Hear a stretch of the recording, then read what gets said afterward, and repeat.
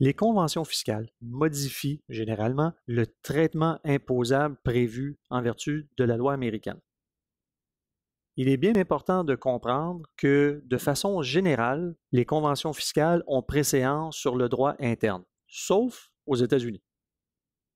La Constitution américaine prévoit que le droit interne et les conventions fiscales sont traités sur un pied d'égalité, ce qui veut dire qu'une convention fiscale n'a pas nécessairement préséance sur le droit interne.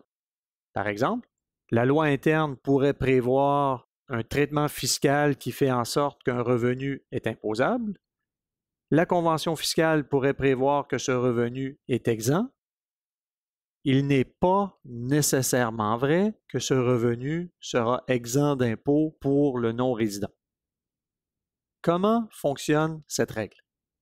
Les tribunaux américains ont depuis très longtemps, au 19e siècle, interprété la Constitution des États-Unis telle qu'appliquée aux conventions internationales à l'effet qu'une convention fiscale aura préséance sur le droit interne seulement dans la mesure où cette convention fiscale ou les mesures spécifiques à l'intérieur de la convention fiscale sont plus récentes que celles du droit interne.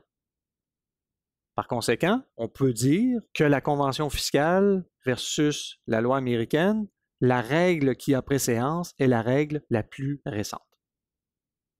De plus, lorsqu'un contribuable bénéficie d'une convention fiscale, la loi américaine prévoit que le fisc américain, le IRS, doit généralement être avisé de cette position prise en vertu d'une convention fiscale. Des pénalités très substantielles s'appliquent lorsqu'on n'avise pas le fisc américain. Par exemple, une société française qui exploite une entreprise aux États-Unis, mais qui n'a pas d'établissement stable, prendra une position en vertu d'une convention fiscale à l'effet que son revenu américain n'est pas imposable à cause de la convention fiscale. Si la société française n'avise pas le fisc américain, il existe une pénalité de 10 000 $ par transaction.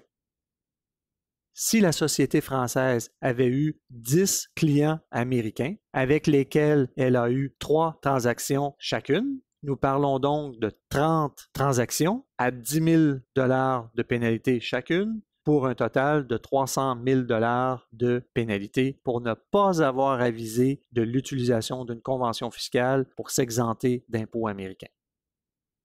Il existe une autre règle qui prévoit qu'une société étrangère s'imposera sur son revenu brut, aucune déduction admissible, si elle n'a pas avisé le fisc américain qu'elle était exempte d'impôts en vertu d'une convention fiscale et qu'elle ne produisait aucune déclaration d'impôt dans les 2 ans suivant la fin de son exercice financier. En plus d'avoir cette pénalité de 10 000 $ par transaction, elle pourrait devoir s'imposer sur son revenu brut à un taux de 35 %, ce qui est donc catastrophique.